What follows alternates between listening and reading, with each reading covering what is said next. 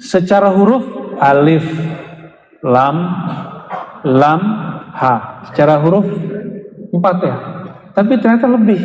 Alifnya 1, lamnya 2. Setelah lam itu Allahnya panjang nggak? Allah. Berarti sebenarnya ada alif. Maka alif itu taruh di atas. La ilaha illahu. Pakai nafas nggak? Maka nafas terindah adalah nafas yang ada nama Allah Subhanahu wa ta'ala. Maka berusahalah setiap saat mengisi nafas dengan nama Allah. Itu Allah senang sekali. Allah ridha kepada orang. Sallallahu ala Muhammad sallallahu alaihi wasallam.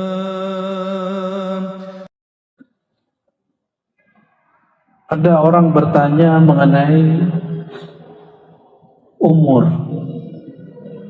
Kita sering berulang tahun di tanggal tertentu, benar nggak? Tapi orang-orang yang kenal Allah, dia berulang tahun di setiap nafasnya. Bukan hanya di tanggal dia lahir fisiknya. Apa kata Imam Abu Madian? Qala al-Imam Abu Madian al-Ghawsi, umruka nafasun wahidun. Umurmu itu bukan dulu kamu lahir tanggal, kalau saya lahir tanggal 21, sama dengan Kartini. Tapi saya bukan Kartono ya.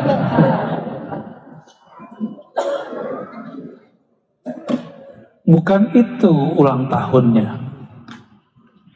Ulang tahunnya orang-orang yang kenal Allah di setiap nafasnya.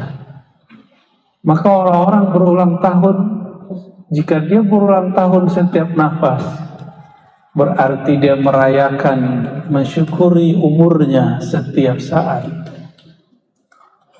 Mau jadi ahli syukur?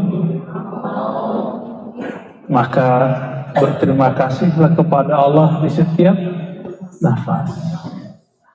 Itulah umur kita. Dan di dalam Al-Quran, satu-satunya Allah bersumpah dengan umur, itu umurnya Sayyidina Muhammad sallallahu alaihi wasallam. La'amruka. Begitu Allah berkalam di Quran. Sungguh demi umurmu,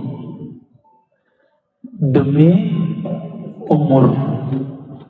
Tidak ada Allah Subhanahu wa ta'ala bersumpah dengan siapapun di antara makhluk ini, manusia, Rasul, kecuali dengan umur Sayyidina Muhammad sallallahu alaihi wasallam. Umur, apa tadi umur? Satu hembusan nafas, hai Muhammad. Ya, umruka nafasun wahid. Maka jika mengikuti makna ayat itu, demi umurmu hai Muhammad, maka Imam Abu Madian mengatakan, demi satu nafas yang kau tarik, yang kau keluarkan, itu Allah bersumpah begitu. Ya. Maka keluarlah kalimat ini. Apa kemudian kalau sudah sadar kita bahwa umur itu satu hembusan nafas, naik dan turun, masuk dan keluar. Fajtahid ayyakuna laka la alaika.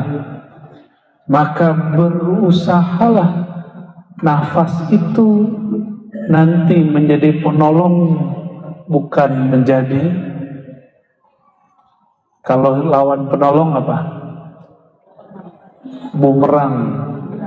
Jangan jadi bumerang.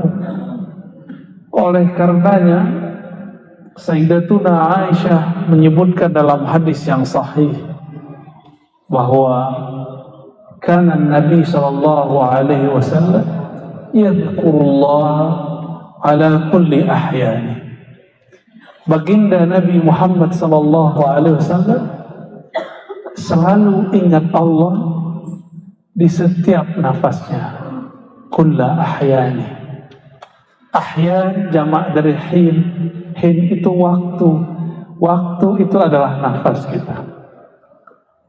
Jadi Nabi nafas naik, nafas turun. Itulah zikir yang disebut zikir anfas. Beliau selalu ingat Allah ketika menarik, ketika mengeluarkan. Pernah rep-repan nggak? Kecekek lagi tidur. Siapa yang nyekek? Itu bukan kiriman dari siluman, bukan sihir. Tapi itu Allah lagi kasih pelajaran. Nih, kalau orang sulit napas begitu. Maaf, ada yang asma nggak di sini? Tuh yang asma. Bener. Kalau lagi sesek gimana? Nggak bisa napas. Ada yang kena pandemi kemarin, kena virus, rasanya sakitnya. Saya setiap pandemi ada berapa kali pandemi kemarin yang besarnya 3. Tiga-tiganya Allah kasih saya hadiah nafas. Yang pertama, bangun-bangun kok sakit. Sakitnya bukan main. Ternyata Allah tegur saya. Dulu kami belajar namanya zikir nafas. Ada tekniknya, baca la ilaha illallah. Tapi saya sudah lama gak mengamalkannya. Maka malam itu ketika nafas sedikit kayak sakit, masuk sedikit sakit, maka saya tobatlah malam itu, zikir istighfar, sholat tobat. Setelah sholat kita amalkan zikir anfas itu. Setengah jam berkeringat sembuh. Alhamdulillah. Pas datang pandemi yang kedua, dipakai itu nggak bisa lagi. Tekniknya sudah lain lagi. Datang yang ketiga, begitu lagi, lain lagi. Ternyata setiap zaman teknik zikir boleh berubah, tapi zikirnya nggak berubah. Dari dulu zikir la ilaha illallah, ya benar nggak? Allah Allah, hu Allah, Allahu. Itu bukan lagu India ya, Allahu bukan. Itu zikir. Lafaz Allah. Coba baca Allah. Saya orang Sunda bacanya Allah. Ya, Al itu bukan dia lam ketemu lam. Allah harus disambung, bukan mati. Allah. Ya. Secara huruf alif, lam, ha. Secara huruf 4 ya. Tapi ternyata lebih. Alifnya 1, lamnya 2. Setelah lam itu Allahnya panjang nggak? Allah. Berarti sebenarnya ada alif. Maka alif itu taruh di atas. Udah 4, ditambah hu. Ya, hu. Hu itu nama Allah juga. Ya. Apa dalil hu nama Allah? Hafal surat Al-Ikhlas? Hafal, betul? Ayo kita tes ini hafalannya. Qul huwallah. Katakan dia, huwa. Waw itu tambahan, aslinya hu. Maka Allahu, wawnya tidak ditulis karena di depannya sudah ada. Sedangkan hu aja nggak ada depannya, maka ditambahkanlah waw. Maka jika aslinya zikirnya dikembalikan, wawnya hilang. Hu Allah, hu Allah, hu Allah. Coba sama-sama. Hu Allah, hu Allah, hu Allah, hu Allah. Sekarang baca Allahu-nya hidupkan. Allahu, Allahu, Allahu, Allahu. Allahumma sholli ala sayyidina Muhammad. Itu bukan lagi main-main. Orang yang tidak paham, walaupun dia orang Arab, kalau nggak mengerti ilmu huruf, akhirnya membid'ahkan zikir Allah. Ya, coba baca ayat kursi depannya aja. Allahu la ilaha illa hu. Ya, hu, bacanya hu, jangan huwa, kecuali disambung. Panjang nggak hu-nya? La ilaha illa hu. Pakai nafas nggak? Maka nafas terindah adalah nafas yang ada nama Allah Subhanahu wa ta'ala. Ya. Kalau Allah tidak beri kita nafas, bisa hidup nggak? Maka hubungan kita dengan Allah sedekat kita dengan nafas. Coba nafasnya di mana? Kelihatan nggak nafasnya? Yang kelihatan hidungnya. Ya. Hidung mah kelihatan, nafas mah nggak kelihatan. Yang kembang kepis paru-parunya, rusuknya. Yang nafas nggak kelihatan. Nafas itu Allah gaibkan. Ya. Maka berusahalah setiap saat mengisi nafas dengan nama Allah. Itu Allah senang sekali. Allah ridha kepada orang.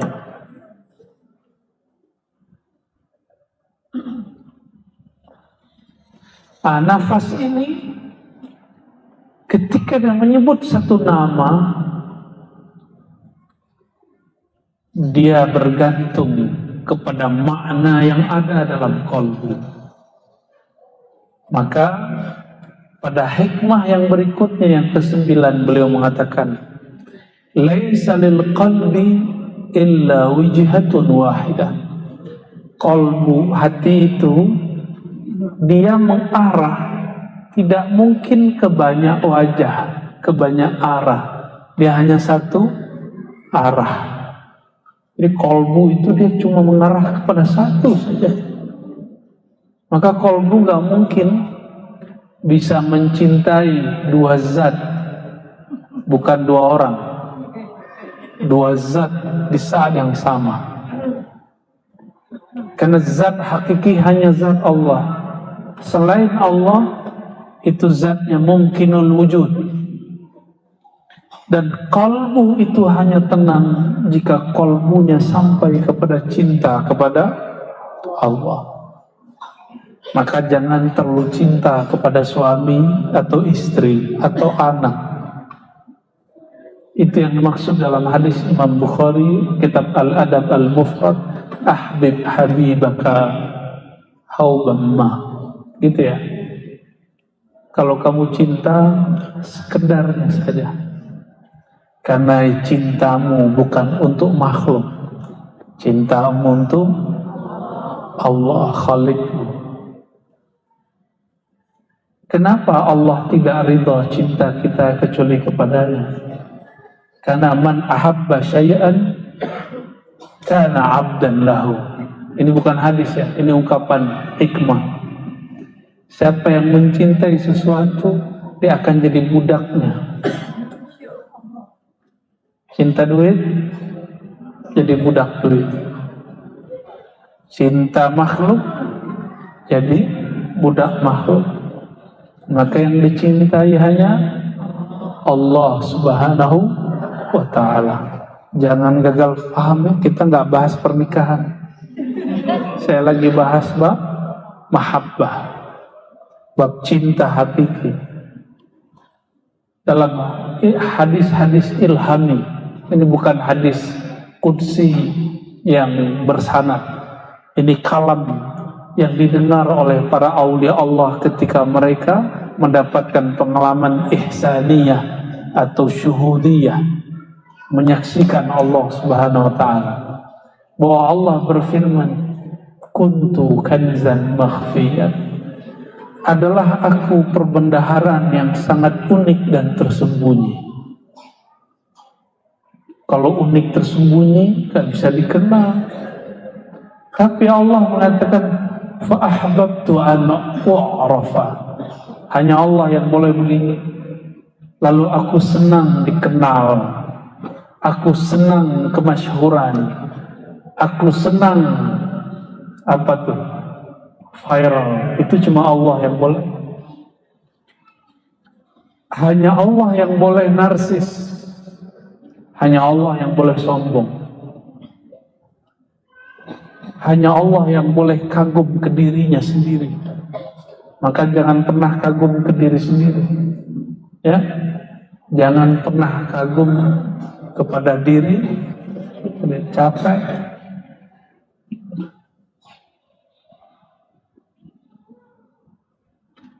Lalu disebutkan di situ, fa khalaqtul khalqa fa arafuni bi.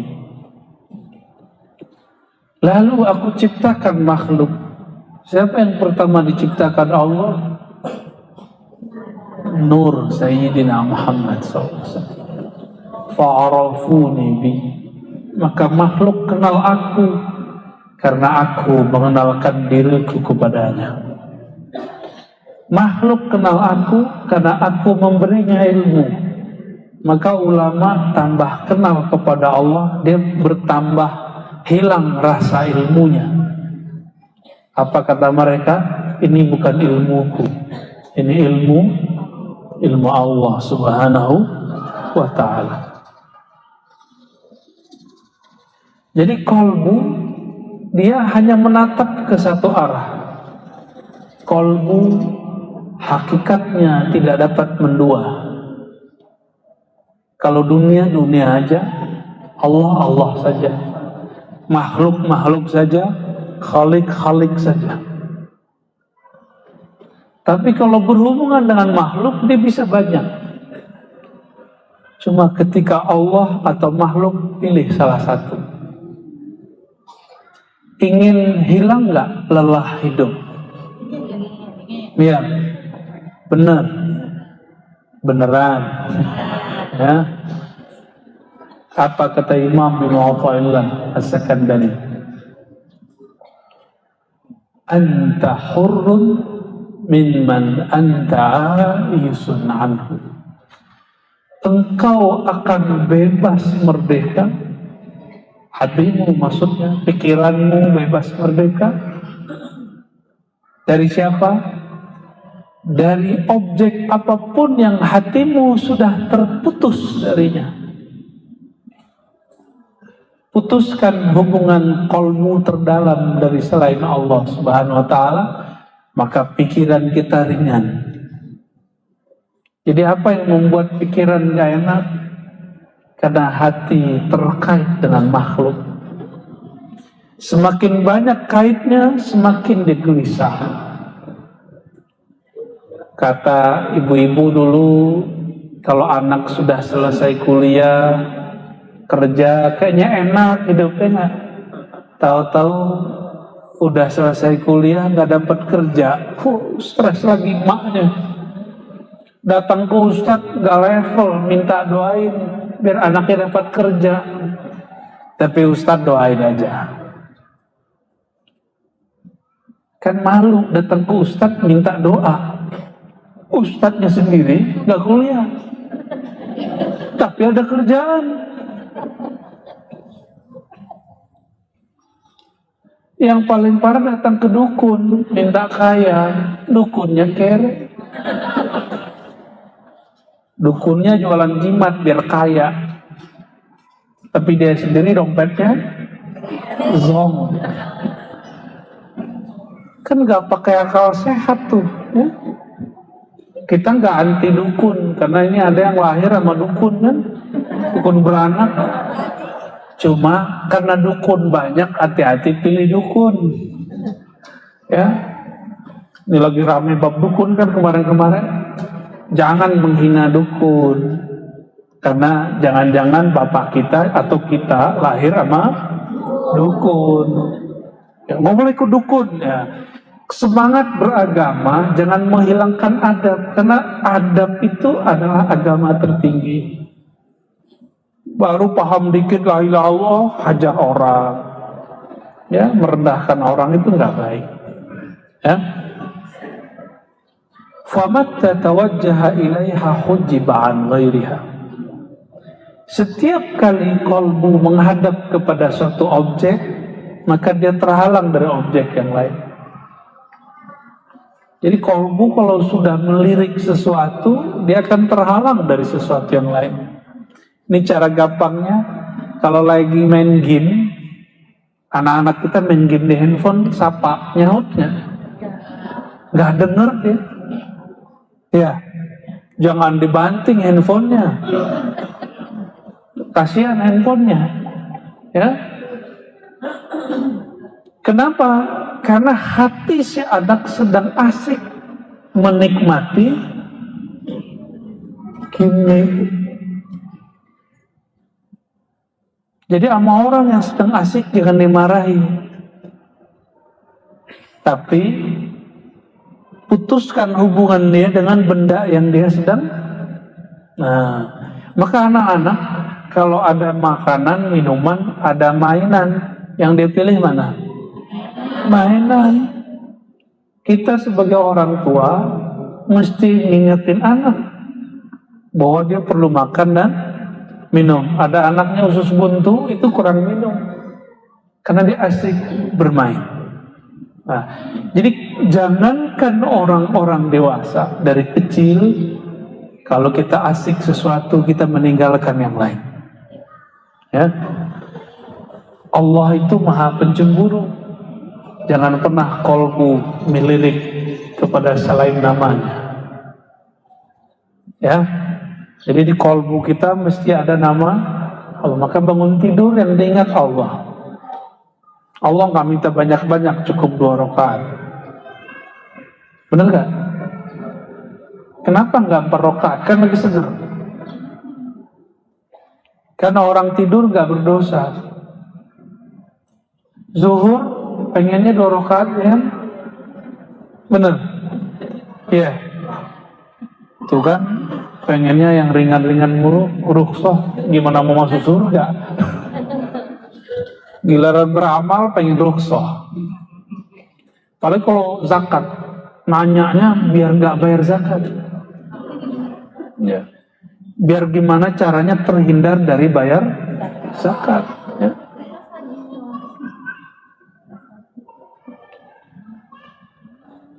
Iyyaka an tamila ila ghairillah fayaslubaka Allah Ta'ala ladzata munajatih. Sholat subuh tadi nikmat atau masih ngantuk-ngantuk? Kayaknya ada yang jujur aja, ya ngantuk ya. Zikir pagi sore gimana? Lagi zikir? Gitu ya. Bener. Malam tadi tahajud nggak? Tahajud apa takajud? Nonton. Tidurnya depan TV. TV-nya nonton. Kasihan ya, TV-nya nonton. Yang ditonton orangnya tidur. Kita kenapa tidak dapat menikmati zikir, wirid, munajat, tahajud? Jawabannya, karena ada kecenderungan hati kepada selain Allah, sedikit saja. Saya ini siang ngelirik satu benda, misalnya nih motor keren, keren juga nih motor, pengen beli, kepikiran, lagi zikir baca subhanallah, tapi kepikiran motor, Harley gitu. Malamnya kalau zikir terganggu, yang muncul Harley. Maka kita sholat tobat lagi, ya Allah ampuni kami. Maka ada tobat bukan dari dosa mata, tapi dari dosa kecenderungan kolbu. Udah pernah belum tobat dari kolbu yang berselingkuh kepada selain Allah? Belum, makanya sholatnya nggak nikmat, wajar. Ya, kalau kita pernah tengkar sama pasangan, biar enak lagi hubungannya, minta maaf nggak? Ya, kekasih sejati kita Allah. Jika pernah kita mengkhianati Allah, minta maaflah kepada Allah dengan sholat tobat. Istighfar, tobat yang banyak. Aku, ya Allah, hatiku telah menduakan. Udah pernah begitu belum? Jadi sama Allah tuh kayak pacar. Ya, manja-manja dengan Allah. Jangan kayak ketemu dengan Algojo. Kamu gak sholat. Jadi yang kebayang sama kita, Allah itu tukang ancam. Wahai yang maha mengancam, itu yang terbayang. Allah yang maha mengancam, itu nggak ada namanya yang banyak kecuali cuma Al-Wa'id, Al-Muntaqim. Yang lain isinya apa? 90% nama Allah isinya kasih sayang, Rahman, Rahim, semua. Hatta nama Allah Ar-Razzaq itu yang maha kasih sayang dalam memberi rezeki. Al-Karim yang maha kasih sayang dengan pemurah. Allah itu saking pemurahnya, meskipun kita lupa kepadanya, meskipun saudara-saudariku ini lagi sholat tapi nggak ingat Allah, ya kan? Allah masih kasih nafas gak? Coba kalau Allah itu pencemburu kayak orang depan-depan saya ini, kalau yang ono aman. Kayak yang depan-depan saya ini cemburunya kan tinggi, mau niru-niru Allah kan? Kalau tahu pasangannya senang sama yang lain gimana?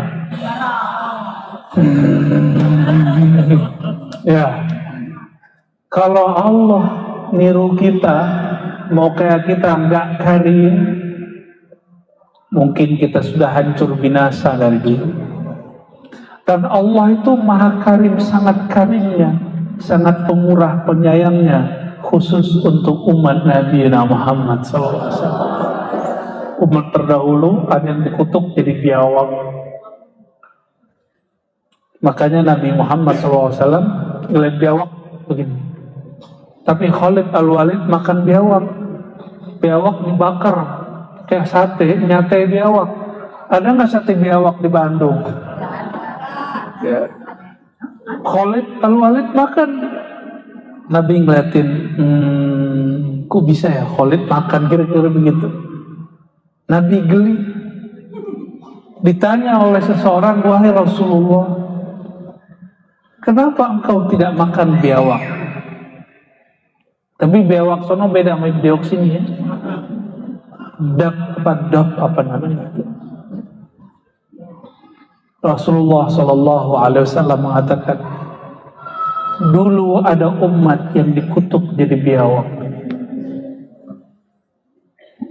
Tapi sebelumnya sudah ada biawak. Biawak itu setelah beberapa hari mati. Berarti ada orang dikutuk jadi, ada lagi orang dikutuk jadi kera. Tapi sekian hari mati. Jadi biawak dan kera hari ini bukan keturunan Yahudi ya. Jangan kemudian ketemu biawak, itu Yahudi, jangan begitu. Nggak boleh, itu rasis. Orang Yahudi itu ada yang Muslim, ada yang musyrik, ada yang ngikutin agama lamanya, ada yang ekstrim, ada yang pluralis, ada yang toleransi, macam-macam mereka itu, bukan satu. Ya. Jadi kenapa kelezatan munajat hilang? Kata beliau, iyyaka an tamila ila ghairillah. Jauh-jauh jangan sampai hatimu cenderung sedikit saja kepada selain Allah. Kepikiran kerja aja. Jadi kerja itu cukup dijalani, gak usah dibawa ke sholat. Pikirkan tapi jangan kepikiran. Beda nggak?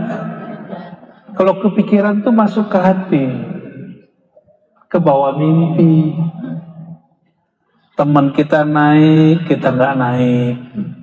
Teman kita laku, kita nggak laku. Teman kita viral, kita nggak viral. Tapi ustadz, ini kayaknya ada para ustadz juga yang hadir nih. Ya, nggak usah cari viral. Cukup viralkan Sayyidina Muhammad SAW. Nabi Muhammad udah viral belum? Udah masyhur belum? Maka tidak ada sebenarnya kita memviralkan Nabi Muhammad SAW. Yang ada kita numpang viral dalam nama Nabi Muhammad SAW. Numpang masyhur nama Nabi Muhammad SAW. Nabi Muhammad SAW tidak hanya masyhur di YouTube,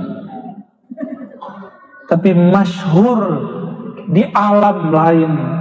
Alam medianya pohon, alam medianya batu, hewan-hewan, di langit. Itu Nabi Muhammad SAW terkenalnya bukan main. Jadi kita nggak usah buat terkenal sendiri. Menumpanglah dalam kemasyhuran Rasulullah SAW supaya kita dikasih syafaatnya. Ya. Makanya Rasulullah SAW, kalau orang terkenal, artis gimana kalau lagi makan, ketemu fansnya gimana? Udah foto gitu kan? Sama. Nabi Muhammad SAW karena di zaman itu nggak ada foto, itu pohon-pohon nyapa Rasulullah, terus pohonnya diluk. Assalamualaikum ya Rasulullah. Coba orang Bandung disapa sama pohon. Besok-besok aku jadi nabi. Aku adalah nabi. Al-Bandungi, Al-Gadungi. Gadungan itu namanya. Nabi udah selesai, nggak ada lagi nabi setelah Nabi Muhammad SAW. Cuma dapat pengalaman batin dikit, udah ngerasa jadi wali. Tunggu dulu, pengalaman rohani itu bukan tanda kewalian. Wali itu artinya al-arif billah, orang yang kenal kepada Allah Subhanahu wa ta'ala. Udah kenal, kalau kenal gimana? Pernah masuk bandara, bandara luar negeri, terus kenal sama orang yang punya bandara. Kita diperiksa nggak? Di imigrasi nggak diperiksa. Dia teman-teman aneh, masuk langsung. Imigrasi akhirat itu pimpinannya Sayyidina Muhammad SAW. Orang yang nggak kenal dan dekat kepada beliau Sallallahu Alaihi Wasallam nanti lama diperiksanya. Terus ngaku-ngaku, ya Rasulullah, aku umatmu. Rasulullah SAW nanti nanya, umatku dari mana? Buktinya apa? Termasuk yang hidung-hidungnya agak mancung ke depan, mukanya agak brewok. Terus, ane Habib, ane zuriat Rasulullah, ane zuriat inti wa Rasulullah. Apa kata Rasulullah? Benar kamu zuriatku, buktinya apa? Nanti Rasulullah minta bukti. Apalagi hidung kita yang pesek-pesek ini, gimana mau aku zuriat Nabi Muhammad SAW? Ya. Kalau habaib lihat Nabi, hidung boleh, brewok boleh. Ya. Apalagi kalau kita muka-muka begini, nggak meyakinkan aku jadi Habib, jadi beb aja ya. Maka kita butuh penjamin. Butuh apa? Penjamin. Kami keluar dari Uzbek, teman saya pakai kopiah, tapi kopiah itu biasa dipakai sama orang Afgan atau orang Pakistan. Uzbek itu diapit oleh Rusia di utara, selatannya oleh Afgan. Afgan masih konflik. Teman saya pakai kopiah begitu. Kalau di kita kan biasa ya, Tapi di Uzbek itu dianggap aneh. Saya pakai kopiah Uzbek, langsung lolos. 1 jam kita tunggu, teman kita ditahan di office. Kita lihat-lihat kok nggak muncul. Akhirnya teman kita yang bisa ngomongnya agak lancar tegas, mana my friend. Orang Sunda nggak bisa nyebut P ya, F ya. Akhirnya karena itu my friend, nah harus ada penjaminnya. Karena kita satu rombongan, oh your friend, oke, dikeluarin langsung, dikasih paspornya langsung. Harus ada penjamin. Sudah punya penjamin belum? Ketika masuk ke imigrasi alam barzakh, di sono ada jenderal malaikat namanya Munkar dan Nakir. Dia punya tongkat, macam-macam kita, boom. Makanya muka kita begini bisa bukan bonyok lagi, mungkin hilang sebelah kali ya. Munkar Nakir nanya, man rabbuka? Lidahmu jawab Allah, tubuh bilang enggak, Tuhanmu bukan Allah, Tuhanmu duit, Tuhanmu popularitas, Tuhanmu follower ya, apa? Follower, Tuhannya pengikutnya. Akhirnya ada juga yang level ustadz, Tuhannya yang di dalam amplop enggak, dalamnya. Bisa rusak hati cuma karena agak tipis-tipis dikit, enggak. Dilupa. Tidak ada langkah yang dia langkahkan karena Allah untuk fisabilillah, kecuali satu langkah itu Allah bangunkan istana surgawi. Jadi tajir dan nanti di akhir. Tenang aja. Kalau orang baru kaya kependekannya apa? Orang kaya. OKB. Orang kaya baru. Kalau ke bendara, bajunya, dompetnya ditebel-tebelin kan, kartunya dibanyak-banyakin, udah gak nyaman ya kan. Kalau handphonenya 3, lumayan tuh.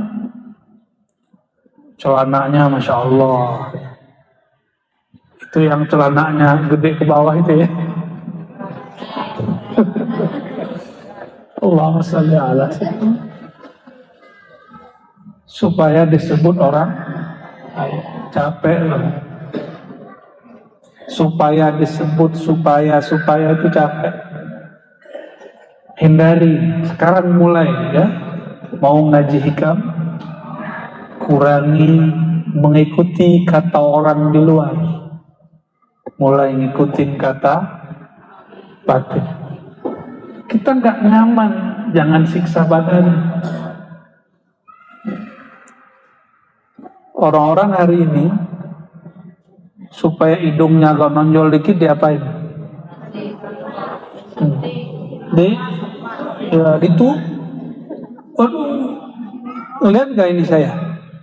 Lihat, ini tadinya mau gede, kita mau biarin aja. Ternyata gatel. Suntik doang sakitnya bukan main. Gimana orang yang oplas ini tuh? Gimana yang ngurangin rahang itu? Tapi karena ingin dapat pujian, kamu cantik ya, kamu keren ya, mereka mau. Kasihan ya, kasihan. Orang-orang seperti ini jadi budak popularitas. Kalau budak popularitas, berarti dia bukan budak Allah, toh? Orang ini selama-lamanya lelah. Taiba abdud dina, lelahlah hamba selain hamba Allah. Ya. Jadi orang-orang yang hatinya ada kecenderungan sedikit saja kepada selain Allah, kelezatan zikirnya Allah cabut. Fayaslubaka ladzata munajat. Murid Imam Abu Yazid datang kepada beliau. Imam Abu Yazid ini semasa dengan Imam Muslim, Imam Bukhari Muslim. Sering dengar?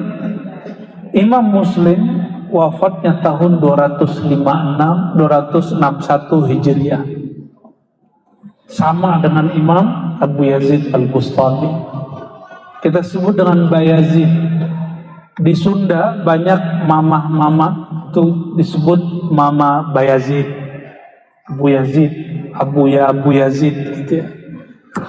Di Bogor ada umurnya 130. Ya, di Bogor kita udah ketemu beberapa kali, pejuang dulunya, kolonel beliau, mungkin dulu pejuang berpangkat kolonel, wallahu a'lam. Itu namanya juga Abu Yazid. Imam Abu Yazid didatangi muridnya. Apa kata muridnya? Mungkin ini jawaban bagi siapapun yang bertanya di kolbunya. Pertanyaannya, ya Abu Yazid, wahai ayahanda Abu Yazid, kenapa ketika aku zikir rasanya tidak selalu menetap? Kadang nikmat, kadang tidak nikmat. Benar? Kadang lezat, kadang tidak lezat. Bahkan beberapa waktu belakangan ini sulit sekali menikmati tahajud. Aku bangun tahajud tapi tidak menikmati tahajud. Aku zikir pagi sore tapi tidak nikmat. Aku datang menakiban, zikiran, istighosahan, wiridan, rotiban, tahlilan, khataman, khotam, semua gak ada. Semua wirid, semua majelis langit tapi gersam. Apa kata Imam Abu Yazid? Wahai Ananda muridku, jika engkau tidak merasakan lezat munajat di malam hari, berarti engkau berkhianat kepada Allah di siang hari. Mungkin hatimu pernah cenderung kepada selain Allah di pagi hari, di siang hari, di sore hari. Maka malamnya Allah ambil. Nikmatnya udah gak ada. Tahu jawabannya jadinya? Kalau malam kita sudah cenderung kepada selain Allah, kalau siang ditambah malam kira-kira gimana? Dulu di zaman Imam Abu Yazid belum ada TV, belum ada Netflix, belum ada YouTube. Maka mereka dulu gak ada gangguan apapun. Cuma terganggu karena kerjaannya, melihat lawan jenis, melihat orang-orang masyhur, pengen masyhur. Terganggu sedikit hatinya, malamnya tidak merasakan munajat. Terus gimana nasib orang-orang yang tidurnya di depannya TV, di tangannya YouTube?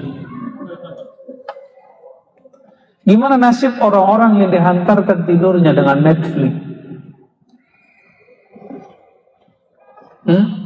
Kita nggak ngelarang orang nonton yang baik-baik, tapi pinter-pinter memilih tontonan. Ya, kita nggak ngaramin nonton Korea kok ya. Apalagi Koreanya yang bajunya sopan-sopan, yang dulu-dulu kan banyak ya, yang di situ ada muatan-muatan pengetahuan. Nggak ada masalah. Ya pinter-pinter. Allahumma sholli ala sayyidina Al-Basirah Tahqiqul Intiba, ini nanti kita jelaskan adharrul asya. Nah, apa yang membuat kita terganggu? Ini zaman dulu belum ada sosial media, belum ada gadget. Sesuatu yang mengganggu batin seorang hamba kepada Allah dulu ada 3, ini dulu. Jadi jangan heran, ini berlaku sampai hari ini. Kenapa ada teman kita tambah ngaji, tambah saklek. Tambah ngaji, tambah dablek. Ya, tambah ngaji, tambah teler. tambah ekstrim. Kenapa? Ternyata dari dulu sudah ada. Tambah ngaji, tambah gak waras, ngomongnya gak jelas. Ternyata dulu sudah ada. Kata beliau, ad-darrul asya, teman guru lingkungan yang paling berbahaya untuk kolbumu ada 3 yang paling, masih banyak. Pertama, suhbatu alimin ghafil. Engkau berguru, engkau bergaul, mengikuti kajian guru, tapi kolbunya lalai kepada Allah. Kalau ketemu ngobrol dunia mulu, kontrak mulu, enggak? Udah ketemu belum? Ya. Oh, itu godaan begitu dahsyat, dahsyat sekali. Doakan kami diselamatkan Allah. Ya. Di surat Al-Kahf Allah berkalam, wala tuti' man aghfalna qalbah. Jangan ikuti orang yang kolbunya kami buat lalai. Lalai dengan apa? Mainan-mainan duniawi. Dunia itu la'ibun walahun, benar? Main-mainan, maka orang kemudian kolbunya teralihkan oleh mainan ngitung duit itu asik ya? Bener? Nggak ada orang WA kita, tapi seneng aja buka-buka WA, enggak? Nggak ada yang WA ngeliatin status orang di WA. Bener? Bener ya? Ya kita semua lah tuh ngaku aja. Sebelum ngaku ntar sama muka nakir, ngaku lah dekat. Allah itu lebih senang sama hamba yang mengaku dari hamba yang ngeles. Orang ngaku itu disebut dengan tawab, yang bertaubat. Taubat itu pilarnya, 1 mengaku, yang kedua menyesali, yang ketiga berusaha menghentikannya. Itu disebut taubat. Apa aja taubat? Ngaku dulu.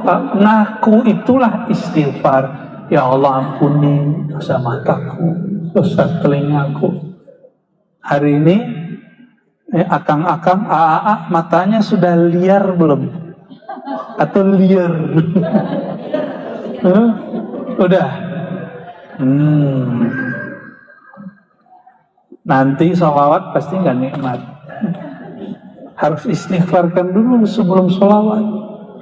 Kalau nggak nikmat nanti. Saya pernah mata ini nggak dijaga, mandang orang remeh. Paling ilmunya segitu doang. Jadi ujiannya mu'allim guru bukan maksiat syahwat semata. Di atas itu lagi ada ujian merendahkan orang. Makomnya paling segitu doang.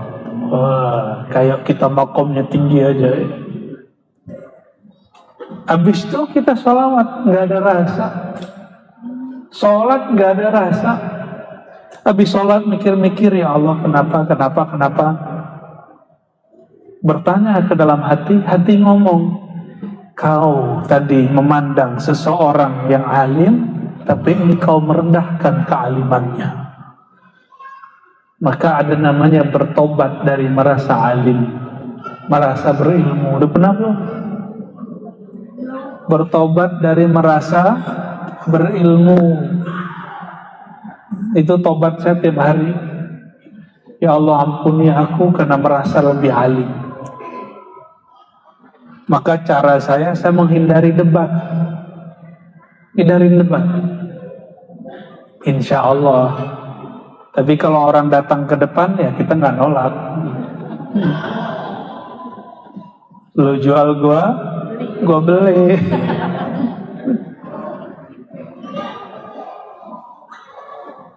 Itu yang pertama. Jadi berguru tapi gurunya punya kolbunya lalai. Itulah asbabnya. Kenapa ngaji itu hamba. Akhirnya dulu saya masih ingat 5 tahun lalu saya buka pengajian di satu tempat. Kata ibu-ibu, Ustadz jangan serius, wajahnya serius amat. Ya Allah, wajahku serius. Ustadz tuh yang ceramah tuh yang bikin kita ketawa kayak. Baik Bu, Ibu mau nangis ya gitu. Masa sih? Lebih asik nangis Bu daripada ketawa. Karena ketawa mengeraskan kolbu, tapi menangis melembutkan kolbu. Benar, kita ngaji hikam, penutupan hikam kita bawa zikir dan muhasabah. Mek. Alhamdulillah. Besok-besok gak saya kasih tiap minggu, kasihnya sekali sebulan. Ya. Kenapa? Karena dulu nantang begitu, biar dia rindu mencari ilmu zikir kemana-mana. Alhamdulillah. Ya. Jadi nggak mesti ngaji itu ketawa-ketawa. Ngaji yang dahsyat itu yang bergetar di kolbu, merinding di bulu roma. Itu baru kajian yang mengingatkan kepada Allah Subhanahu wa ta'ala. Jadi lawan kebalikan ini siapa? Bergurulah kepada orang alim. Gak cukup alim, gak cukup bergelar, gak cukup disebut kiai ajengan. Dia kolbunya mesti makmur dengan nama Allah. Itu sebabnya guru-guru kami melarang kami dulu ceramah sampai kami sering berkholwat. Apa arti berkholwat? Di saat orang-orang sibuk dengan dunia, kolbu kita bersama Allah. Karena belum sanggup, sama badan-badannya dikholwatkan, dipisahkan dari teman, disuruh 40 hari berwirid. Itu latihan, itu bukan pengalaman rohani, itu cuma latihan rohani. Kalau pengalaman rohani nggak banyak yang saya ceritakan. Yang saya ceritakan cuma yang boleh diceritakan. Seperti mimpi ketemu Rasulullah, itu boleh diceritakan. Tapi pengalaman-pengalaman yang lain, kita keep, itu rahasia saya dan Allah Subhanahu wa ta'ala. Berarti bergurulah kepada alim zakir, alim yang berzikir qalbunya. Ya? Dan ciri-cirinya biasanya orang alim ini punya guru ahli zikir. Punya guru ahli zikir. Dan biasanya mereka beradab hormat kepada guru-guru ahli zikir. Yang kedua, sufi jahil. Jadi ada sufi jahil, ada sufi yang arif. Sufi jahil, pakaiannya pakaian sufi, tapi dia tidak mengenal hakikat kesufian. Cuma pakaian doang, gaya doang, kemana-mana bawa tasbih. Ya, kemana-mana gayanya gaya syekh, gaya habib. Tapi dia lupa dengan esensi. Sufi itu bukanlah gaya baju, bukanlah model sorban, bukanlah berapa puternya sorban. Yang di depan saya yang merasa nih mantan nih. Duh, dia kalau punya sorban, Masya Allah, sepanjang dunia akhirat. Ya. Berapa tingkat dulu sorban antum? Setingkat 7 langit dan bumi.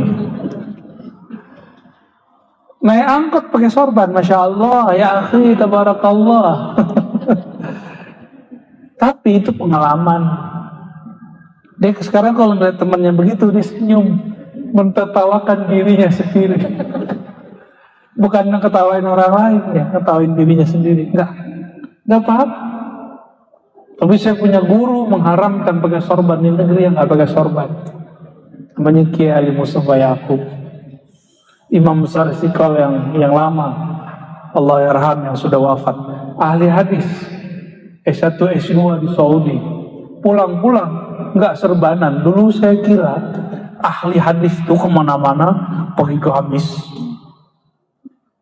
pakai serban, terus wajahnya agak sangat. Ternyata ketemu Sarung Khan. Saya nunggu 4 tahun khatam baca kitab dengan beliau, nggak pernah pakai gamis. Beliau ada cara diundang ke Maroko, pulang-pulang bawa gamis dari Maroko. Hari raya pakai baju koko, sarung Jawa, sarung Pekalongan. Luarnya pakai gamis mana?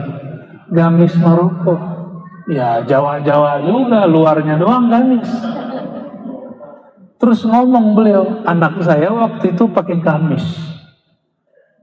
Namanya Hisham. Mbah punya gamis belasan, gak pernah dipakai katanya. Padahal sekian tahun di Saudi. Dulu gak banget, saya ahli hadis tuh mesti bergamis. Ngimamin sholat mesti bergamis dulu. Ternyata baca Sahih Bukhari, Nabi punya pakaiannya 2 potong, atas bawahan. Maka baju begini bukan baju Kiai Jawa. Atas bawahan itu emang Nabi contohkan. Style fashion itu budaya, tapi menutup aurat syariat. Bisa bedakan? Coba ulangi. Style, model, apalagi fashion, apalagi tuh? Fashion. Itu budaya. Tapi kalau nutup aurat itu syariat. Paham? Ya? Modelnya apa aja boleh. Yang penting nutup, tidak transparan, tidak ketat, tidak menyerupai lawan jenis di negerinya. Nah, di Arab kan juga ada gamis ibu-ibu, ada gamis bapak-bapak, ya enggak? Jangan salah pakai loh, ya. Jangan salah pakai baju gamis ibu-ibu, Pak. Allahumma sholli ala sayyidina. Sufi jahil, sufi yang cenderung kepada 2 hal. 1, performa. Yang kedua, kesaktian dan khayal-khayalan. Kesaktian dan itu bukan sufi. Jadi dulu di kampung istri saya, itu kaget karena saya belajar tasawuf. Loh, kok suamimu belajar tasawuf? Nanti gila, nanti gak mau makan, muteh. Enggak, saya makan daging, hobi malah makan daging. Dulu hobi daging kambing, sekarang hobinya ikan mulu. Gak tahu besok-besok hobinya apa lagi. Ya, nggak ada tuh. Mutih dulu cuma 40 hari. Itu pun gak mutih mutlak. Hari ke-21 kami makan daging.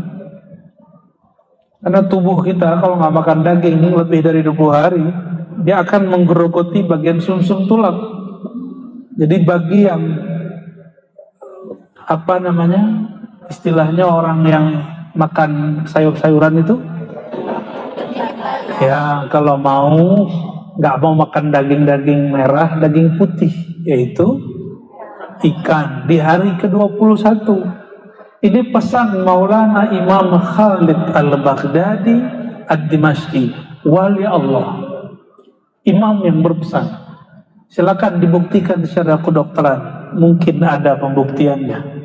Maka kami dulu kalau berkhalwat 40 hari, hari ke-21 kami sembelih kambing, pesta kambing kita.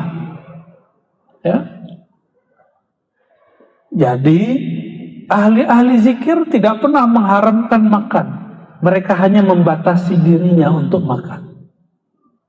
Ada seorang ulama di zaman salafus soleh nggak mau makan gandum atau nasi zaman ini, apalagi kemuli, apalagi makan nasi liwet, udah masaknya lama. Dia makannya roti-roti yang halus, tidak perlu diolah banyak, langsung makan, lalu diambil tasbihnya. Ditanya oleh muridnya, wahai Tuan Guru, kenapa engkau tidak makan seperti kami makan? Apa jawaban beliau? Jika aku mengikuti gaya kalian, nanti wiridanku ketinggalan. Ternyata ini imam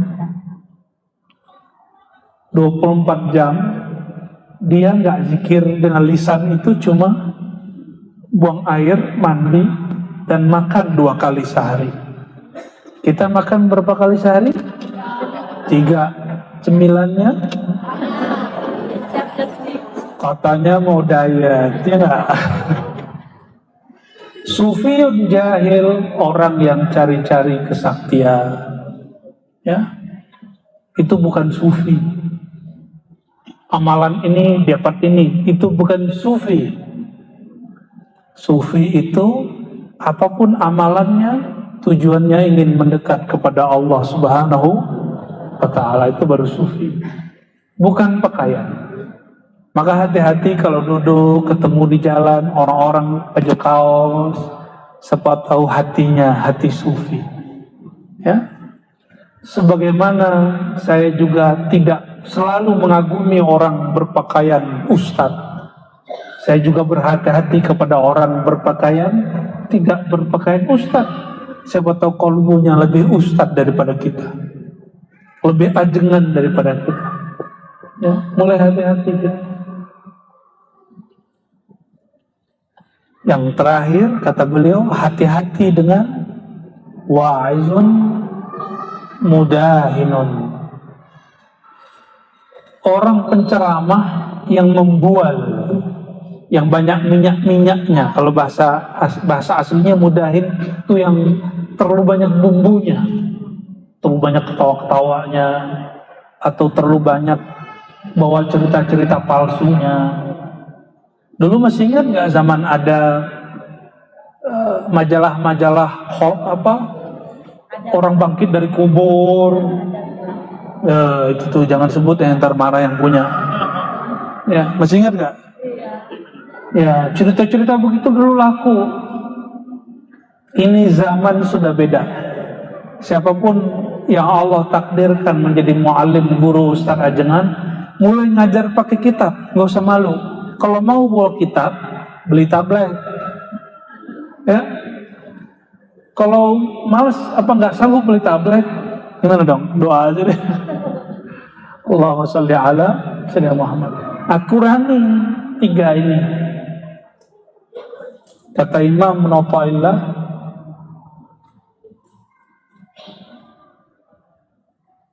la tashab, tidaklah usah engkau bergaul, berguru, bersuhbah, sahbah dengan orang la yadullu ala Allahi maqaluh, yang kata-katanya tidak membimbingmu kepada Allah, tapi malah membuat hatimu tambah keras. Hari ini banyak orang tambah hijrah, hati tambah keras, tambah tengkar dengan pengurus masjid, masuk masjid jadi juri, merhatiin celana orang. Kasihan ya. Tambah hijrah, tambah jauh dari saudara-saudaranya. Apa kata orang tuanya? Jangan ganggu kami, ini amalan orang tua kami. Kata dia, dibawalah satu ayat. Ayat ini turun untuk nenek moyang orang Quraisy yang kafir, bukan nenek moyang yang muslim. Apa kata dia? Idza qila lahum ittabi'u ma anzalallahu qalu bal nattabi'u ma wajadna 'alaihi aba'ana. Dipakai ayat di surat Luqman, surah Al-Baqarah. Untuk orang kafir digunakan untuk nenek moyangnya muslim. Kalian ini seperti orang kafir Quraisy, diajak mengikuti Allah dan Rasulnya, kalian mengatakan kami ikut nenek moyang. Ada yang begitu ngomong? Banyaknya begitu? Ya.